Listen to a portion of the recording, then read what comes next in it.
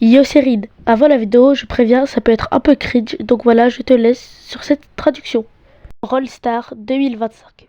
Plus de collabs, d'améliorations permanentes, de brawlers et le niveau 12 qui n'est pas prêt d'arriver. Je suis Franck, directeur général de Brawl Stars et voici mes projets pour 2025. D'abord, on continuera les événements à durée limitée et collaboration avec d'autres marques. Ce sont d'excellents moyens d'attirer de nouveaux joueurs et d'intéresser nos anciens joueurs, ce qui est super pour la croissance et la santé du jeu, et c'est sympa de travailler avec ces marques. Mais on a lu vos avis.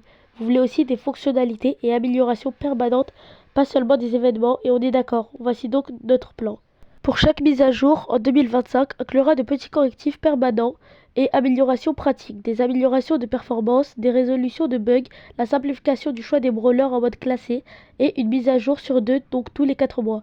On veut sortir une grosse nouveauté ou retravailler quelque chose d'un peu lassant ou qui ne marche plus très bien, comme la méga pig. C'est la structure générale prévue pour les mises à jour 2025, mais parlons de nos plans pour chacune de ces mises à jour. Un nouvel événement arrive, oui je sais, mais il était déjà prévu et ça va être fun. Il faudra se battre pour Brawl Stars avec Mortis d'un côté et Edgar de l'autre.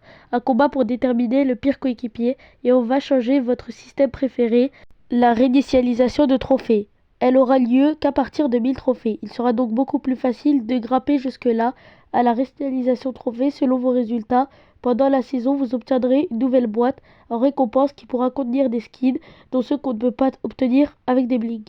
On ajoutera aussi un nouveau classement en plus du saisonnier actuel qui comptabilisera les trophées perpétuellement. Les joueurs accordent pour frimer encore plus. Je sais, vous avez des millions de questions à nous poser. On y répondra dans le prochain Brawl Talk. Aucun changement prévu pour la voie des trophées, mais on s'y penchera dessus à l'avenir. Quelque chose va arriver au Star Park pour les fêtes Brawl, mais on ne veut pas vous gâcher la surprise.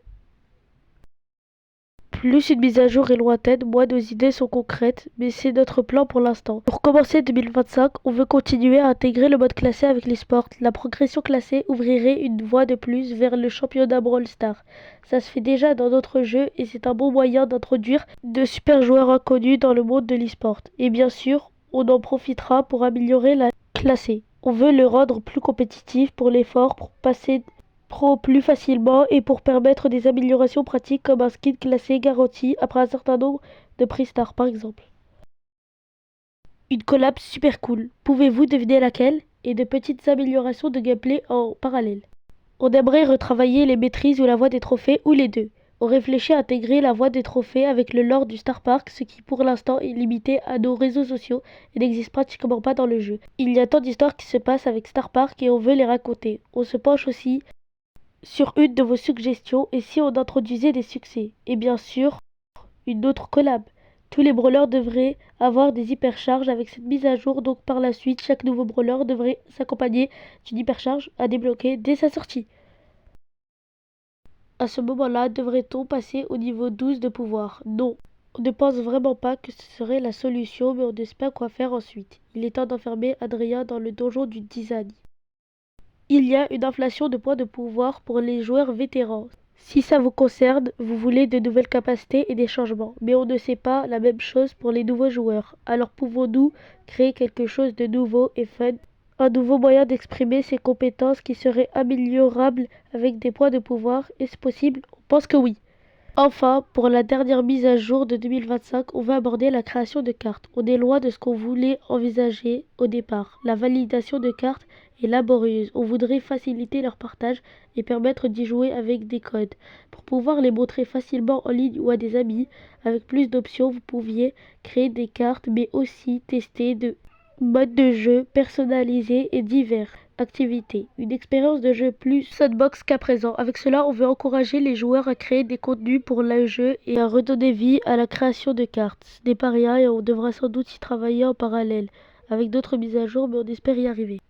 C'était long. Donnez-nous votre avis dans les commentaires et on se retrouve pour le Brawl Talk. Petit message de fin.